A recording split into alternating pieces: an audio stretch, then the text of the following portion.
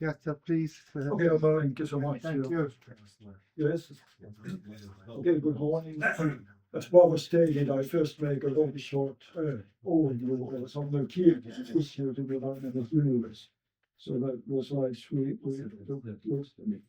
So as you remember, in dynamic universe, space is described as the surface of a four-dimensional sphere, which is mathematically called a free sphere.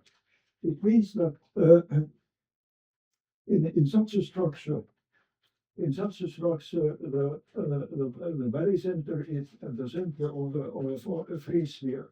It means that there is a trend to shrink into the structure into contraction. It means that we convert the energy of gravitation into the energy of motion in the contraction phase. And after a turning point here, we move to an expansion phase where the energy or motion is converted back into a gravitational energy. So the sphere works like a spherical pendulum, starting from practically infinity from the past, and builds up its own energy from its own gravitation. And now it's page back to the left, which we have from the gravitation. So in fact, we don't need any separate Big Bang in this any new mechanism for creating energy. So that compared to let's say the energy balance, when we compare that with standard cosmology and dynamic universe, there are some interesting features here. Basically, today it's generally accepted that we have a balance between the mass energy and the energy of gravitation in space. So it's similar in these both cases, but this balance is kept throughout the development of the space. In this particular case here, it looks more like a special case today, and interestingly also, we don't need any inflation here, a fast period, because we have extreme excitation of energies close to the turning point here. And if we think about the galaxy buildup, which has been observed to be much faster than expected based on the standard cosmology, the energy available for that galaxy buildup is about the same as it is today here. But in the dynamic universe, we have extremely high energy density in space, which explains the fast development of any structures in space. And also, what is interesting here, of course, is that the velocity of light, which is linked to the velocity of expansion, goes gradually down, and we'll find out also that the velocity of light in this approach, following the conservation of the energy balance, is also locally dependent on local mass centers. So let's look how the local mass centers are formed and then how the energy balance works here. So here we have a cross section of our free sphere. It means that any mass in here has equal rest energy, which now is more like the energy of motion due to the expansion. So it can be written into the mole C0, which is the expansion velocity times momentum, which is mc. So it means that mass at rest in space has momentum in the fourth dimension. That's very, very important, because that space is also for expressive relativity as a consequence of the total energy balance. So what's the way of creating motion and local gravitation in the tangential direction here without disturbing this energy balance? So nature has been very clever in doing that. So by bending the local space, we can divide the rest energy original rest energy here into two components. One is in the local fourth dimension now, which is in this direction. We have reduced velocity of light or velocity of expansion, and we get the velocity of free fall and momentum of free fall as an orthogonal component of the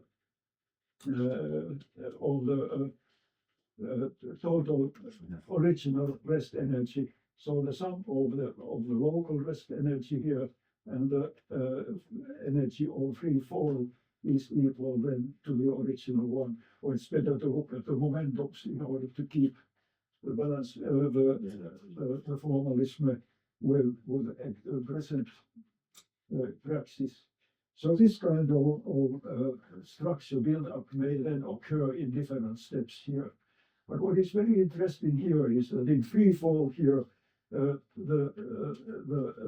energy, kinetic energy, is obtained by releasing the gravitational energy of the falling object, so that we are not increasing the total energy.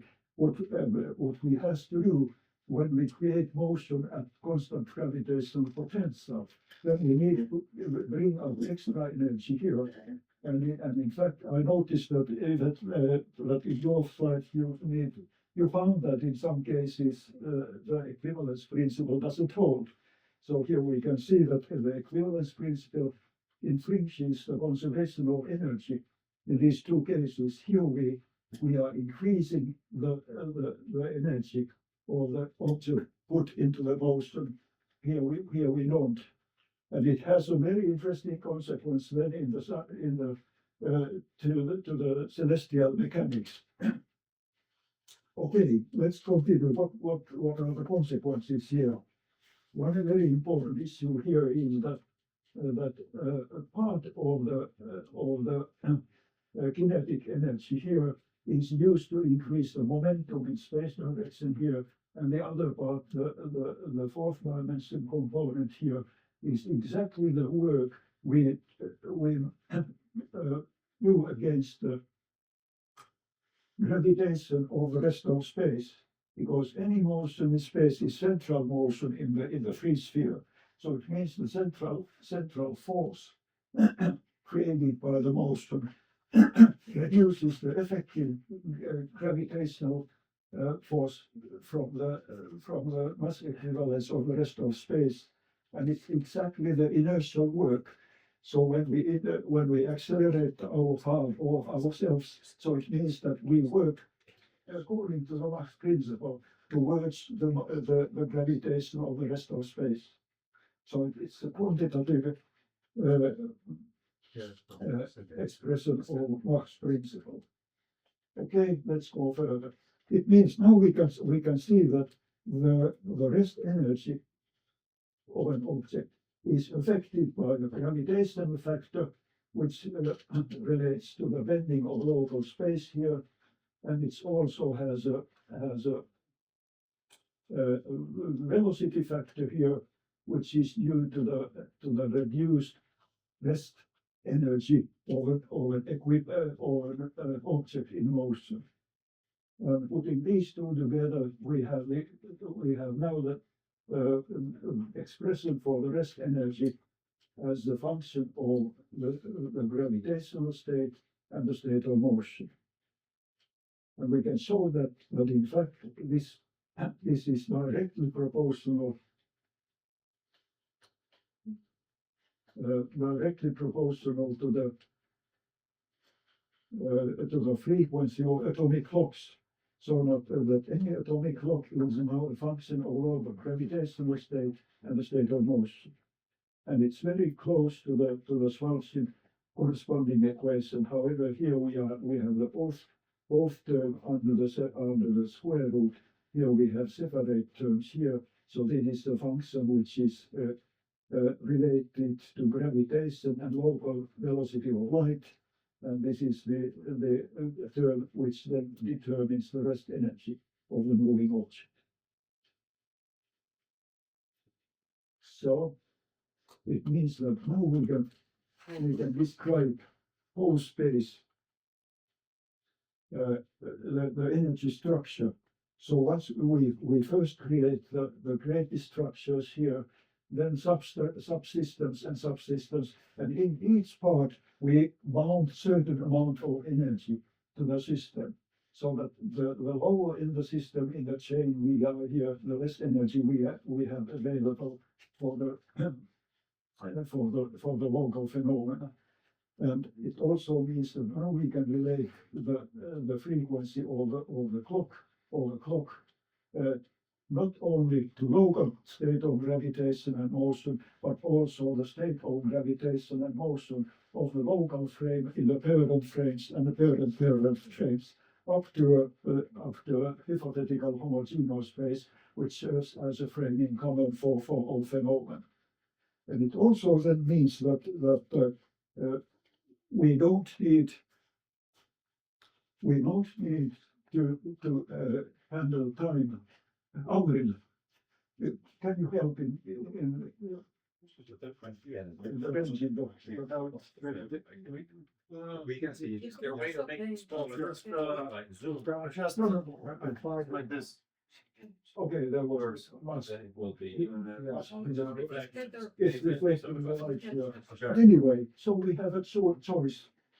In the theory of relativity, we have constant velocity of light and constant rest mass, which means that then we need to make time and distance as functions of the state of gravitation and motion. And because it's a local and observer-oriented theory, motion relative to the observer. As time dilation and gravitational rules in the dynamic universe, we have universal time and distance, your absolute time, which you was looking for. And then the velocity of light and rest mass are a function of the local state of gravitation and motion, respectively.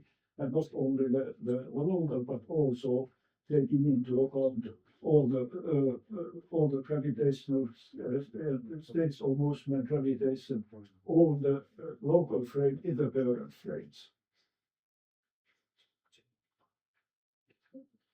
Okay. So when we look at the clocks, then it means that in the observer-oriented special relativity, general relativity, which is based mainly on kinematics and metrics, local gravitation and relative motion reduce local flow of time. That's the way of describing the phenomenon. In system-oriented description, local gravitation and motion reduce the rest energy. And now we can apply quantum mechanics directly here to express the frequency of atomic oscillators. And as you can notice here, pay attention here, this is delta A of the quantum state difference behind the oscillation, and this is Planck equation. We can find out that in fact Planck equation, Planck constant, has the velocity of light as hidden internal factor. And in order to prove that, we can take a, okay, sorry, yeah, let's look this first. So now when we have the system of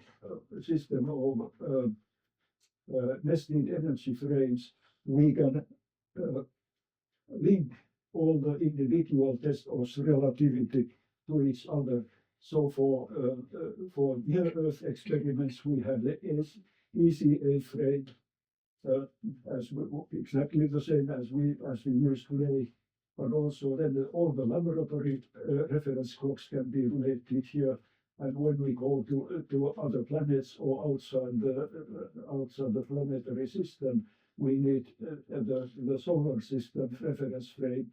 And all these can now be expressed in the same equations. Also, we can find out that the local velocity of light in the new framework is linked to the local the velocity of the local fourth dimension. In the local fourth dimension, it means that if we have a moving local frame moving at the constant gravitational potential, then the reference follows our motion, and it explains why the old experiments like Nichols-Moore and Michelson-Gale experiments in the result for you. Okay, from this, let's then go how we use this clock and how the experiments are interpreted. So I have some examples here. We have made transponder measurement of distances to Mars and Mercury, which are surprisingly accurate measurements. So that when it looks, they are fantastic instruments, but also it means that the orbits can be handled at extreme accuracy in order to make this possible. Distances to Mars landers and spaceflight orbiting Mercury have been monitored for several years. So direct observations, which means the number of clock pulses, show an increasing trend with time. Observations are corrected with Einstein effect, matching the time frames, clock rates in different epochs. So this is the question used. The conclusion is then that the solar system does not expand. In dynamic universe, the same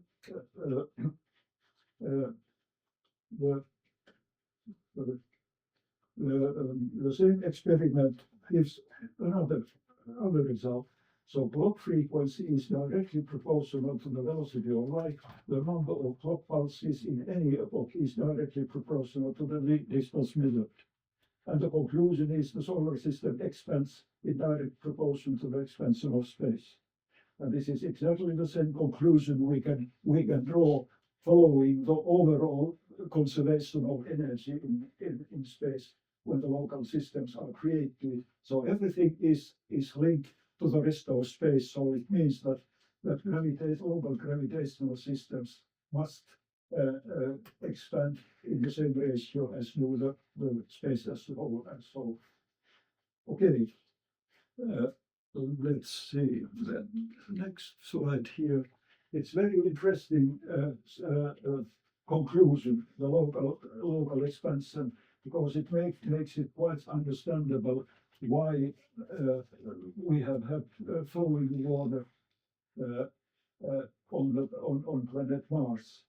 And when we take into account the development of the sun luminosity and then the expansion, we can find out that kind of habitable zone on Mars here 3.5 billion years back has been enough for liquid water, and we can see the development. So it's very interesting that the sun is getting brighter with time, and at the same time the distance is getting higher, so they are partly compensating each other. The less known experiment is the observation of coral fossil data. So in coral fossils we can count like in trees the lines which indicate the number of both the days and the cycle of a year. And these are experimental results. These are the sources where I have picked up these picture points here, and according to prediction of the standard model relies on tidal friction and gives a number of 2.5 milliseconds per day per century change in the length of a day. When we take into account the increase the expansion of space, which means change in the length of a year, we get an interesting results here, because using Hubble constant about 70 or 71, we get a perfect match to the coral fossil data, which is a clear indication that that the interpretation of the local measurements concerning the expansion of the planetary system most probably is correct. Sorry, so the coral growth is like a long-term clock. Is that the idea? So what? The way that you're using the coral growth is like if it was a long-term clock, or Well, yeah. So in this we actually don't need the clocks, but in fact the clocks run faster, has been running faster in the past because the velocity of light has been higher, and the clock rate is directly proportional to the velocity of light. So, but also all these changes are very nicely brought together. And also it means that when the space is expanding, the year is becoming longer, and when we sum up all these phenomena, then we get a nice match here. A similar result can be found in sediment layers where we can calculate the number of months, and these are a small deviation in the observation points here, but there are some very accurate points here, which still are very far from today. So they are 1 billion years here. So the point here is about 800 million years back, and we can find that matching again the Hubble constants. I have demonstrated the effect with Hubble constant 74 kilometers per second for megaparsec and 66. And we can say it follows fairly well the experiments, the observations here. Okay. Summing up the lengthening of the day during the last 2,000 years, there are several experimental data. The one we showed was the coral fossil observations, which give 1.9 milliseconds per 100 years, and observations on solar eclipses for about the same in the same period. So they came from old observations in China and Middle East. And when we compare these with here again, general relativity interpretation of the measurements with atomic clocks, which assumes that the clock frequency is constant, gives 1.5. So it should be 50 milliseconds per 100 years.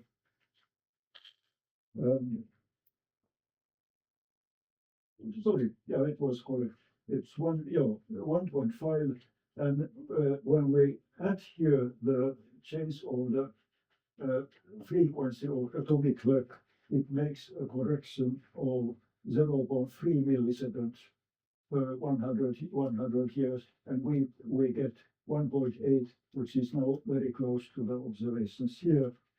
And again here, general relative interpretation without the expansion of local space, we have about 2.5 milliseconds per 100 years. But when you have the change in the length of the year here, we come up with 1.9. So with the expanding local system, planetary system, we get all the observations on the same line. Okay. A similar result comes from the angular size of galaxies and quasars. So there are observations. Now there are observations from the James Webb Telescope, which I have not added into the slide yet. But let's see here. According to standard model, it's very interesting that here, based on the reciprocity theorem by Effrington since from 1933,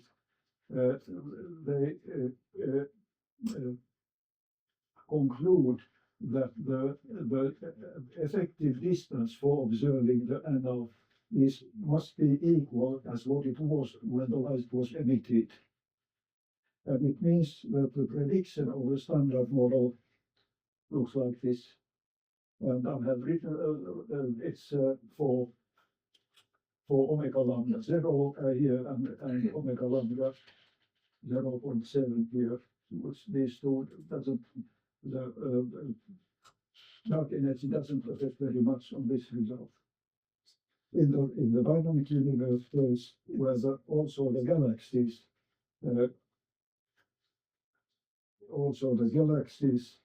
expand in direct proportion to the expansion of space.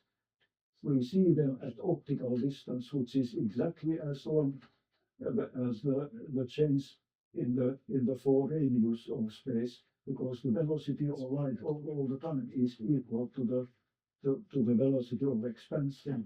And combining these results, we get the diameter for expansive expert should look more like Euclidean, and in fact it's exactly Euclidean, and we can find that all the points goes very nicely between these two lines here.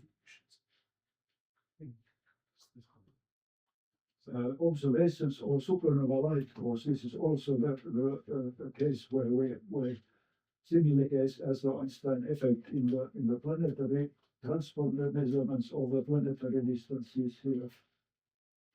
It's well known that high Z, so distant supernovas look like broad. The light will look like broad, it's taking a longer time. Let's see how it works. The supernova explosions are assumed to be standard candles. The number of atomic clock cycles during explosion is same at any epoch. So from this we can conclude that this, according to the dynamic universe, duration of an explosion needs at that is fact is dt divided by 1 plus theta, so it's shorter than the similar expression at small z, so a close supernova.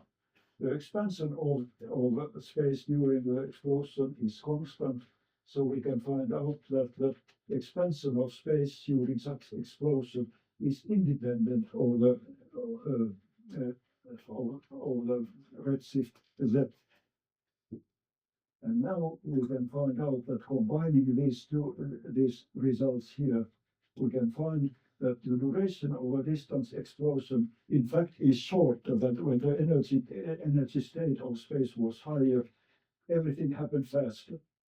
But anyway, it's observed as increase due to the increase of the difference between the start and end events observed.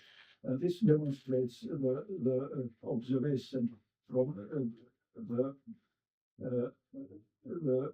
increase expansion of space during the explosion is the same at any epoch here, but we see it longer. The longer the more distant is the observed object. So it gives a very nice explanation to that. Yesterday I was asked what are the this of course is a difference between the predictions in the dynamic universe and general relativity. What are other differences? And I mentioned that one difference comes from the celestial mechanics, and this is exactly just due to the difference in using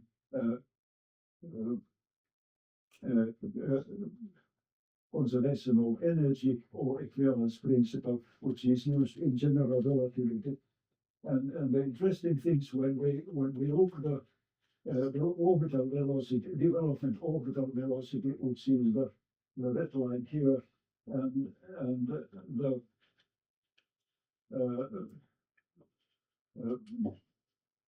escape velocity here, we can find that escape the orbital velocity exceeds the escape velocity at 3 times Schwarzschild critical radius, which makes all orbits below that limit impossible.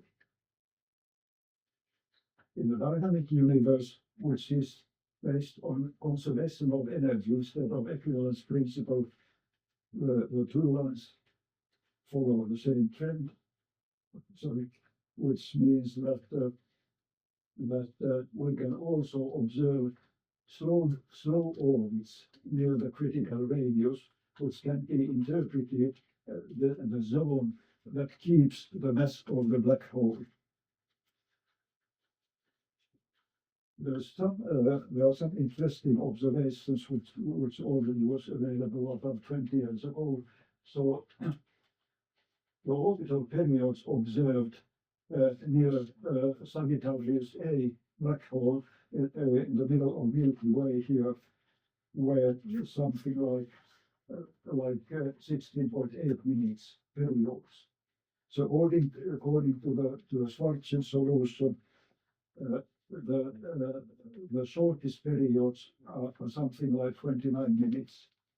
The DU prediction for the period is looks a little bit more complex, but we can find that it meets very nicely the predictions, the observations here. And this part shows the slow orbits that maintain the black hole. In DU, we discussed yesterday that the basic nature of mass is as a substance for the expression energy. So mass is measured in kilograms and energy is measured in joules. So mass is not a form of energy, but it's rather a substance for expressing the energy. Either it's energized with motion or gravitation with other mass.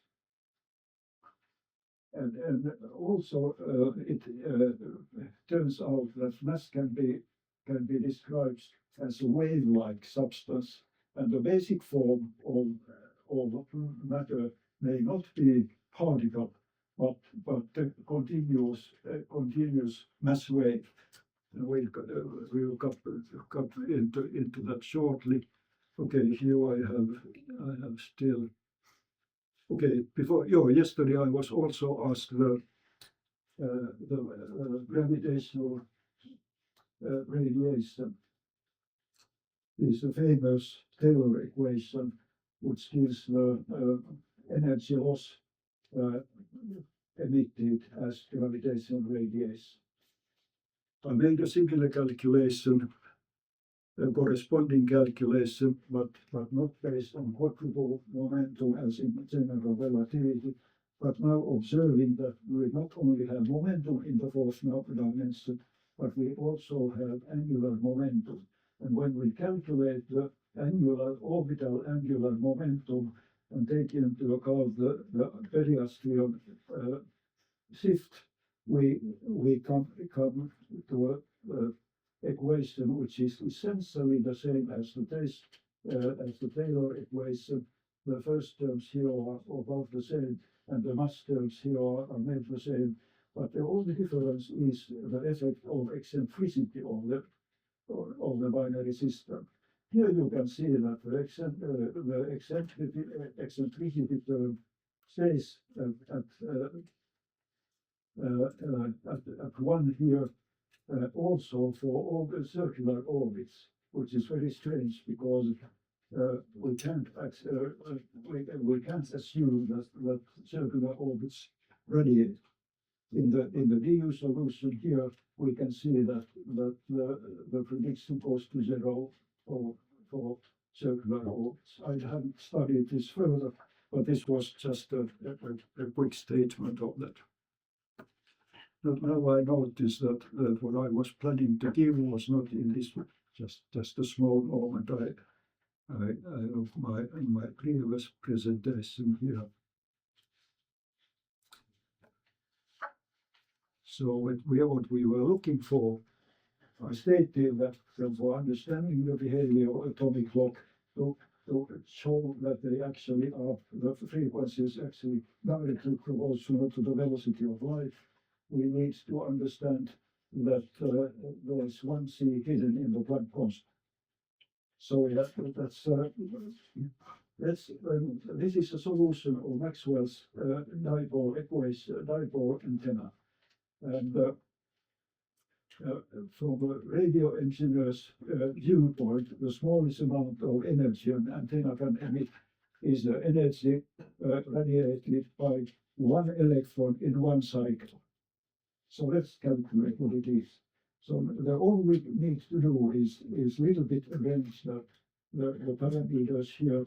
This is a different dipole moment here, and then we convert frequencies and wavelength in suitable way, and replace epsilon naught with mu naught, vacuum permeability. So we get the dipole power emitted by the dipole in this form. Still there's f to the second, but then we calculate the energy per one cycle.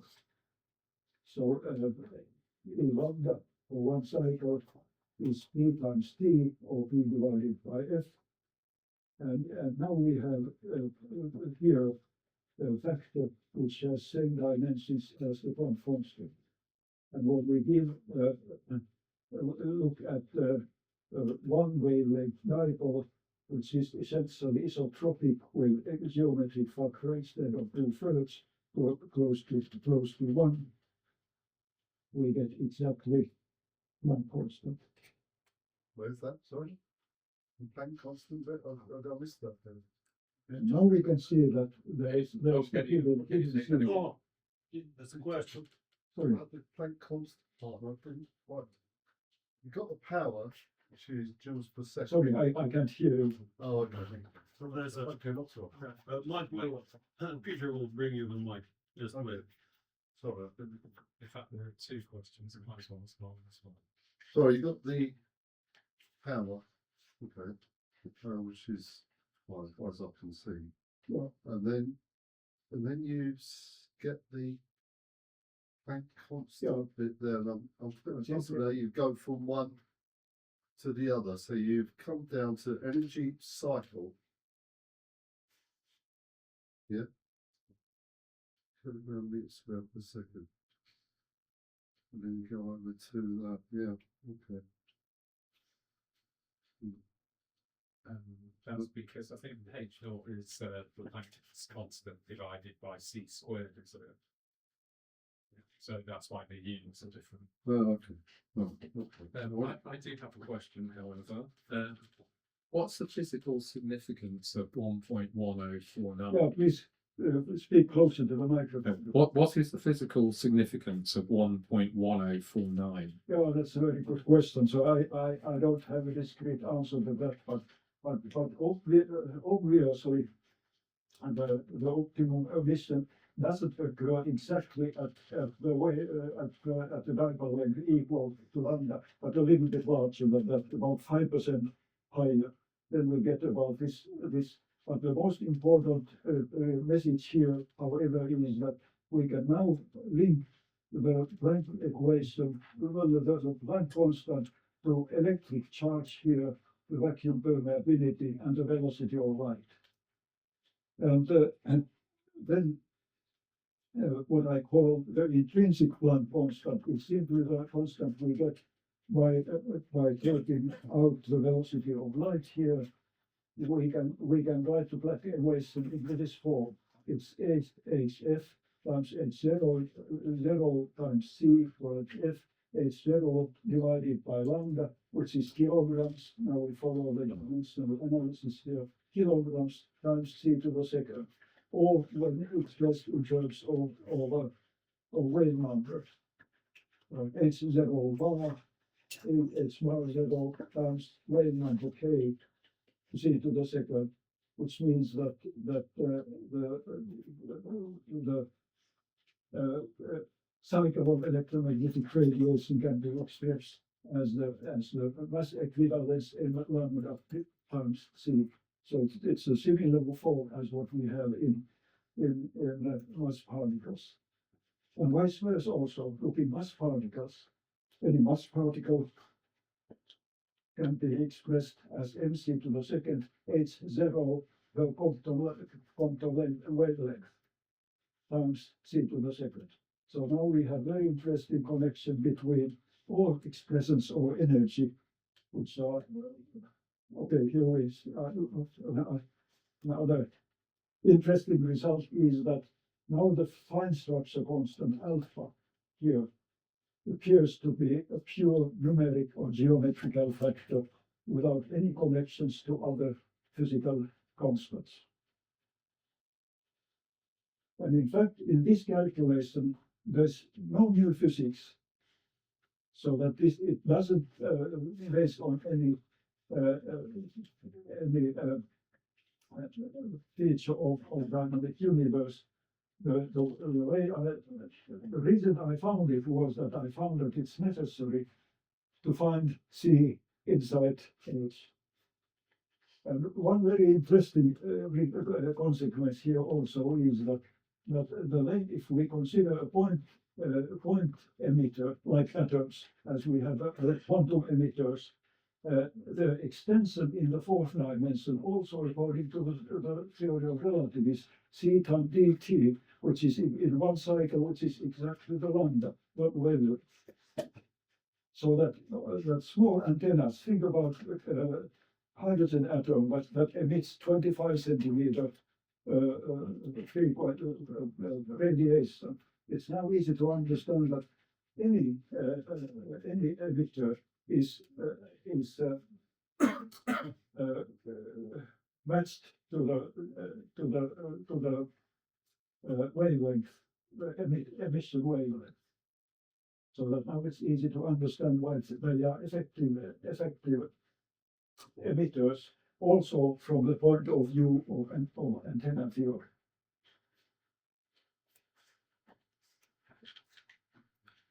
Also, yeah, there's one comment also. You may also pay attention that H0 can be expressed as a product of Planck mass and Planck length. And it means that now we can express all the energies in the same format. And it makes it much more easier than to follow the energy conversions and the conservation of energy that way. And also we can understand here that when we accelerate an electron or some such particle in Coulomb field releases a mass equivalence, which we can observe as the increase of effective mass in the kinetic energy of the accelerated electrons. So we can see that in the case of rest energy or mass, it can be described as a quantum wave resonator. And its momentum, submomentum of the opposite wave form, the standing wave, is zero, but it appears then in the fourth dimension. And that's also kind of property of the spherically closed space, that certain symmetry in 3 dimensions is reflected as a scalar or a vector in the fourth dimension.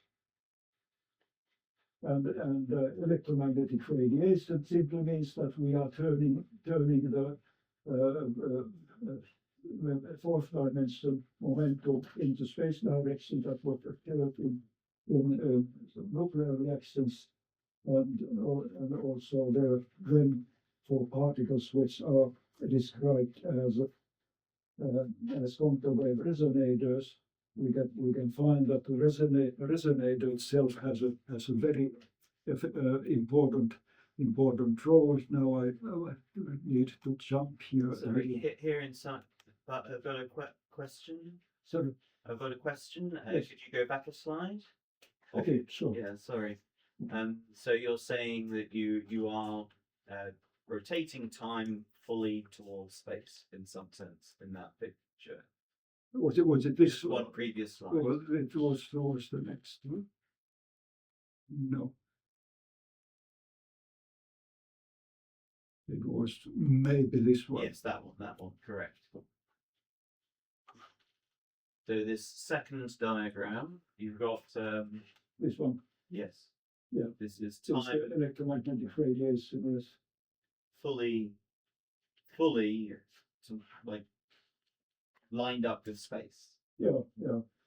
In fact, if we take a classical view of the velocity of light in space, it's a kind of satellite velocity in the expanding space, and that's why in that. And then when we describe mass particles as quantum wave resonator, where the wave in principle propagates at the opposite direction at the velocity of light, we can say that all velocities in space are the only velocity, actual velocity in space is the velocity of light. But when we put a particle into a motion, let's look what that means, and that which was shown very quickly yesterday. It is here. Once we put the resonator in motion, the quantum wavelength is increased with a Lorentz factor. And then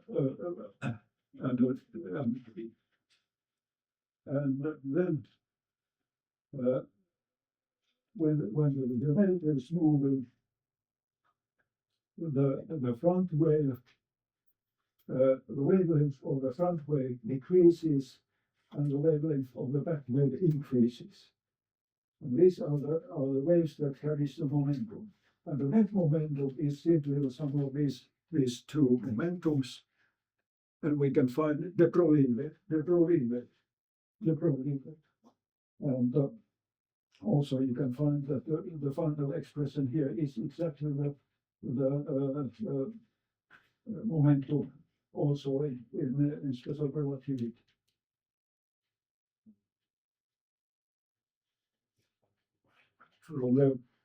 From the double slit experiment point of view, it's very interesting because now the momentum is carried by the wave, which is built in the rest frame where the motion occurs, so that what we observe here on the screen is then the most probable point of the momentum wave. So we can calculate this according to the classical interference pattern. So I haven't driven this experiment further than this, but basically it gives a very simple explanation to the double slit experiment. Well, so Yvette would have a question, so let's Yeah. take that one now. The latest. Yeah, please. Okay, Do you need a mic? the question that I wanted to Yeah, ask sure. is that there's an astronomer called Alexia Lopez who recently made like a discovery of these very, very big structures in the universe. Are you familiar with it?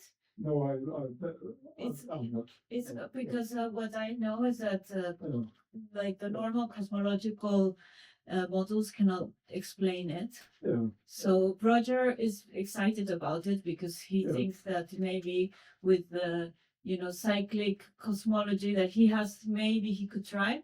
But it could be interesting for you to look at it because it's quite impressive. Who is that? Okay. Here, the last Sorry? slide. What's his name again? Alexia Sorry, Lopez. that's also. They're like structures that are much bigger than anything ever seen, and they have no explanation with current models. With the is that with the John? James Webb. I don't remember. Okay. I think there's a huge problem with that claim. There? Yes. I thought you'd say this. There you go. Yeah, it would be interesting, extremely. It's very much based on a posteriori observations and statistics. There was no explanation of how they selected the particular structures that they're looking for. There is now a new paper where it's pointed out that these patterns can be observed in simulations and there's nothing particularly unusual about them. It's just a general problem that you have to say what you're looking for before you look at it. You can't go on next extended fishing expedition. Otherwise, you have to look elsewhere. In fact, if you look for unusual stuff, you will find it, in other words. But I did have two questions. Is that okay? And the first question was related to your statement about time dilation Yes. and supernovae. I just wanted to check that I understood that you're saying that in the dynamic universe, the observed time dilation is consistent with a standard picture. The observed time is 1 plus the time, the local time. Is that correct? Well, in fact, I don't use at all the term time dilation because what occurs in the dynamic universe framework, time is a coordinate quantity, but clocks, the frequency of the clock is a function of the motion, which gives exactly the same mathematical expression as the time dilation, and the frequency of a clock is a function of the local gravitational state, which comes through the velocity of light. Hmm. And it gives very nice explanation for handling the satellite clocks, and just because it binds together all the nested energy frames, so that also we can easily then formulate the clock frequency so that it matches with the distant pulsaries, which are not following the annual change as our clocks do. Yeah, thank you. If I may add a problem with the statement, the claim that the solar system is expanding. Yes. Now, in the standard picture, there's a thought experiment which is called the tethered galaxy. So if you imagine the following situation, I have a rod which joins the Milky Way and Andromeda. Okay, and this is a fixed length of rod. Okay, So the fixed length of rod that joins the Milky Way and Astronomer. It is a common fallacy that if you then break that rod, cut the rod, and you then allow Andromeda to free fall, that it somehow hops onto the cosmic expansion. This is not true. It's a fallacy. You have initiated a bound system by joining the Milky Way and Andromeda. When you break the rod, Andromeda and the Milky Way will fall together because of their mutual gravitational attraction. So I'm trying to understand in the solar system, from the claim that the solar system expands, yes. What pushes it?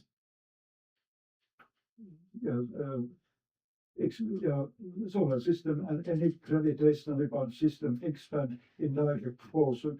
The difference comes from the holistic view in dynamic universe, when everything is bound to the rest of space. In general relativity, which is a local system, it was Sitter's publication from 1932, if I remember correctly, that he stated that local systems do not expand, and it was based on the idea of conserving the gravitational energy in local systems. But this is different in dynamic universe framework. So in the tethered galaxy problem in dynamical universe, if I break the rod, does Andromeda start to move away from the Milky Way? Yeah. Yeah, that's then for handling the celestial mechanics. Then we need to decide how we normalize whether we normalize the distances or then accept and also the development with time.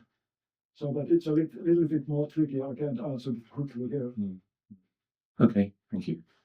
So, just maybe there's one more question. There's over there. You got to.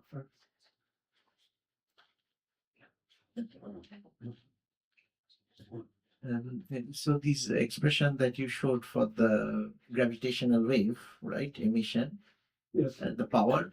So while you're computing the power, like getting off that object, can you also calculate like the wave form at a far? I mean, are there gravitational waves also in your theory? That's the question. In what? So you see, since your theory looks to me like bit like a scalar, it's a scalar theory of gravity, right? Can you call, as far as gravity is concerned, in your theory, it's a scalar, right? It's not a tensor. Doesn't look like a tensor to me. Well, if we follow the local structures and Perron frames, so it can be handled as vector. In fact, in DU formalism, it in fact is practical to also handle energy as a complex complex function. Mhm. It's a little bit different, so that I'm trying to use as much standardized expressions as possible, but in a sense, the whole idea of the effect of the fourth dimension comes more illustrative when you use both momentum and energy as complex functions, so that the imaginary part shows the fourth dimension effect. Thank you, everybody. Thank you again. We can have further discussions.